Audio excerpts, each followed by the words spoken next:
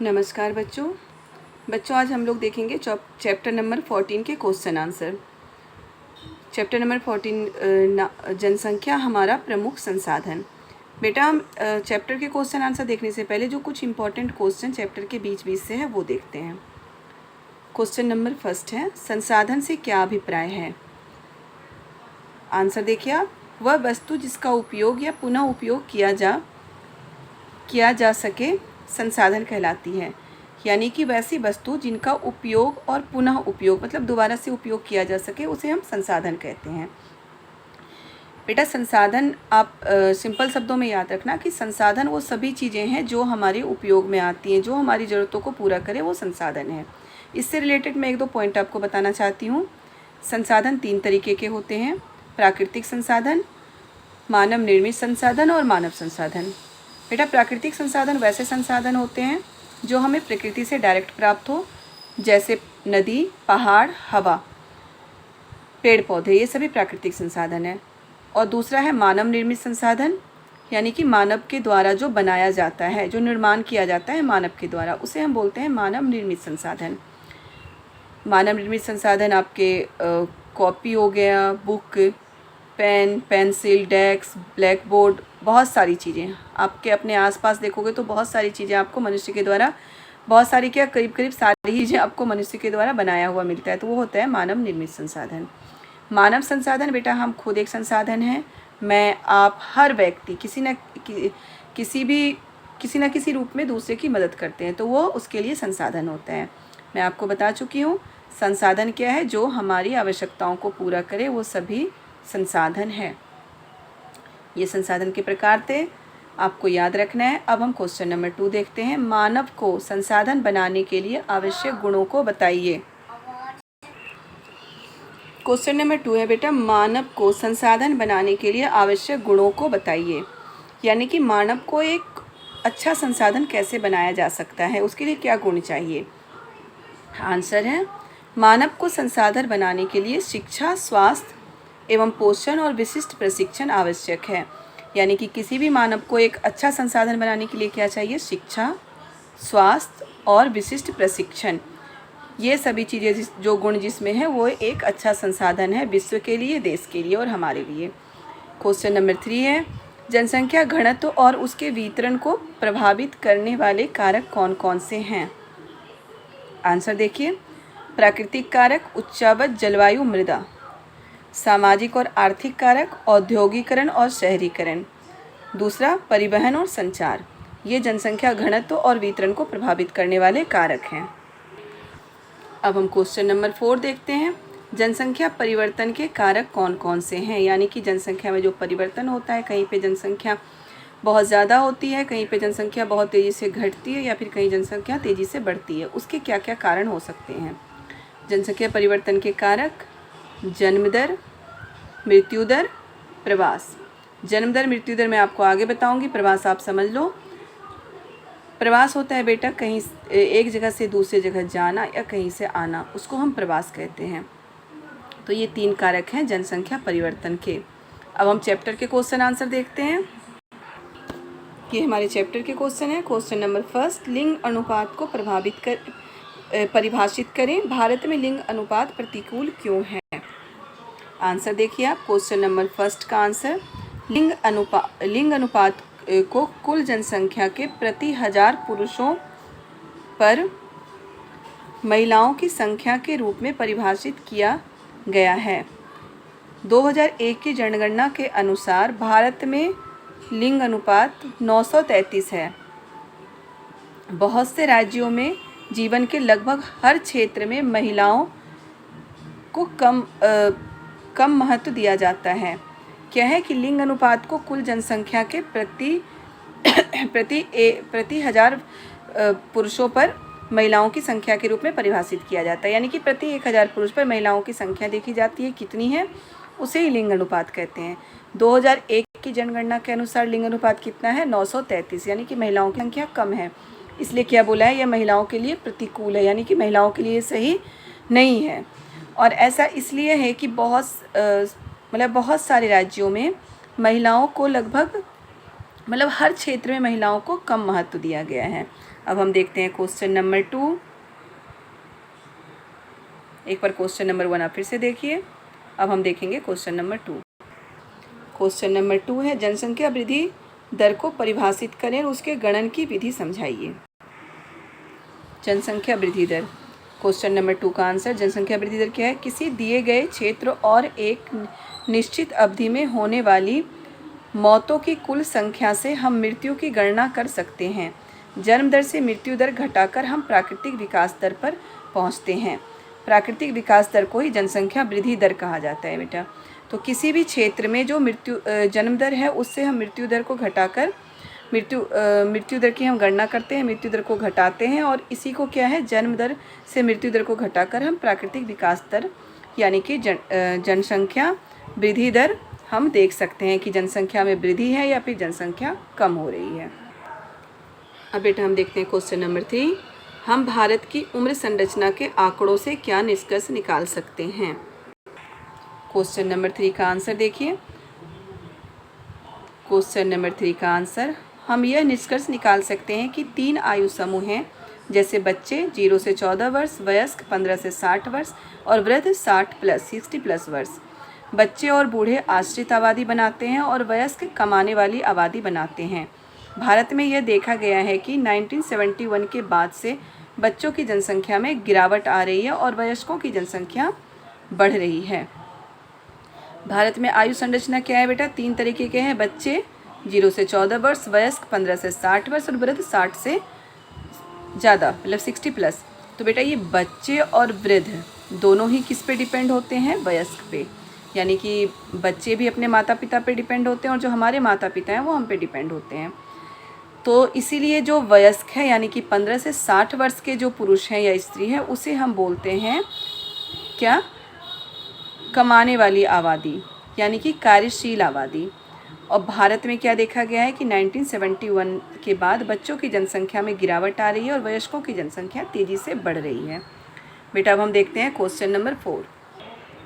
Question number 4 है, विशाल जनसंख्या को हम किस तरह संसाधन के रूप में बदल सकते हैं? यानी कि जनसंख्या को हम एक अच्छा संसाधन किस प्रकार से बना सकते हैं? क्वेश्चन नंबर 4 का आंसर हम देखते हैं। क्वेश्चन नंबर 4 का आंसर, लोगों के बिना किसी भी चीज़ का उत्पादन नहीं किया जा सकता है। हम आम तौर पर जनसंख्या को 2 दृष्टिकोणों से देखते हैं, या तो एक बोझ के रूप में और एक संसाधन के रूप में।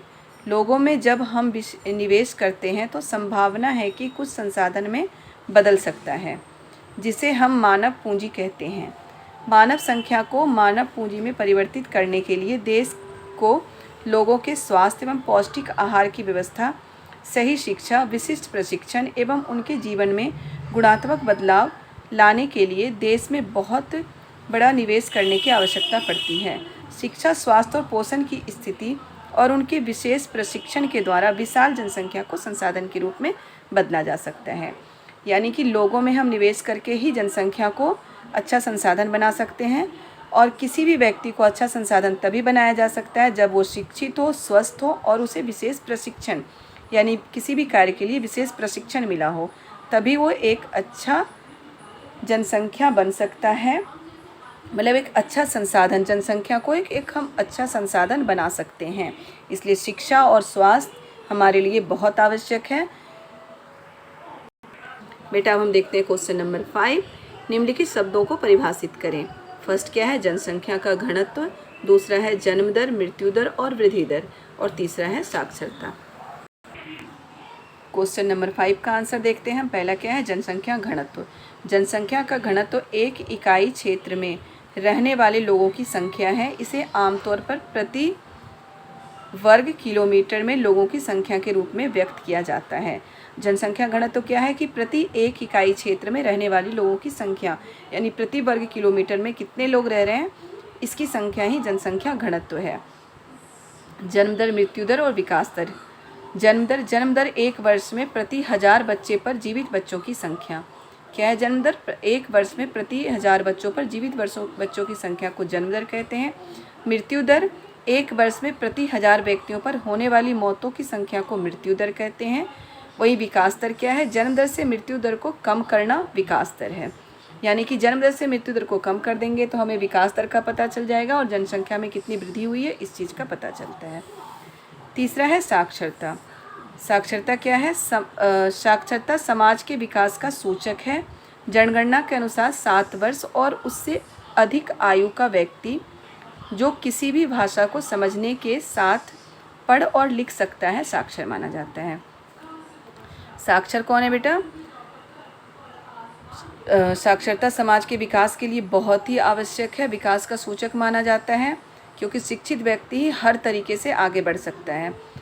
और साक्षरता क्या होता है? 7 वर्ष या उससे अधिक उम्र का व्यक्ति किसी भी भाषा में, जो उनकी मातृभाषा है, अगर उस भाषा में भी वो पढ़ सके लिख सके तो उसे क्या हम समझते हैं, क्या माना जाता है कि वो व्यक्ति साक्षर है।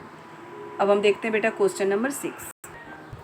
क्वेश्चन नंबर 6 है हमारा, राष्ट्रीय जनसंख्या नीति को समझाइए। क्या है क्वेश्चन नंबर 6? राष्ट्रीय जनसंख्या नीति को समझाइए, यानी कि राष्ट्रीय जनसंख्या नीति क्या है। आइए हम क्वेश्चन नंबर 6 का आंसर देखते हैं।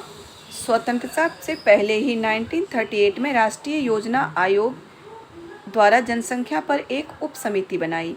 1952 में स्वतंत्रता के बाद भारत दुनिया का पहला देश था जिसने परिवार पर जोर देते हुए राष्ट्रीय जनसंख्या कार्यक्रम शुरू किया। क्या है? 1952 में, याद रखिए आप, कि भारत दुनिया का पहला देश था जिसने परिवार नियोजन यानी कि जनसंख्या नियंत्रण पर कार्य किया। कार्यक्रम का उद्देश्य जनसंख्या को स्थिर करने के लिए जन्म दर को कम करना था। भारत तब से समय समय पर जनसंख्या नीति में सुधार करता रहा है। अब राष्ट्रीय जनसंख्या नीति 2000 में देखते हैं क्या था। राष्ट्रीय जनसंख्या नीति NPP 2000 का तात्कालिक उद्देश्य गर्भनिरोधक स्वास्थ्य देखभाल के बुनियादी ढांचे और स्वास्थ्य कर्मियों की अधूरी ज़रूरतों को पूरा करना है। इसके साथ ही साथ प्रजनन एवं शिशु स्वास्थ्य की देखभाल के लिए एकीकृत सेवा प्रदान करना है। दीर्घकालिक उद्देश्य सतत आर्थिक विकास, सामाजिक विकास और पर्यावरण संरक्षण के साथ 2045 तक स्थिर जनगणना प्राप्त करना है, स्थिर जनसंख्या प्राप्त करना है। बेटा जनसंख्या पे नियंत्रण बहुत ज़रूरी है, क्योंकि आप हमेशा ही पढ़ते हो कि बहुत सारी चीज़ों की जो प्रॉब्लम है वो जनसंख्या वृद्धि के कारण है। जैव विविधता में भी आप पढ़ चुके हैं कि जैव विविधता में जो कमी आ रही है, जैव विविधता का जो ह्रास हो रहा है, नुकसान हो रहा है, वो भी जनसंख्या वृद्धि के कारण हो रहा है, क्योंकि जनसंख्या में बहुत तेज़ी से वृद्धि हो रही है। इसलिए जनसंख्या पे नियंत्रण लगाना बहुत ज़रूरी है और इसलिए सरकार इस पे नियंत्रण करने के लिए बहुत सारी योजनाएं बनाती हैं और बहुत सारी कोशिशें करती हैं। अब हम देखते हैं क्वेश्चन नंबर 7। क्वेश्चन नंबर 7 है, महिला सशक्तिकरण का क्या महत्व है? महिला सशक्तिकरण कैसे पूरे समाज समुदाय को सशक्त बनाता है?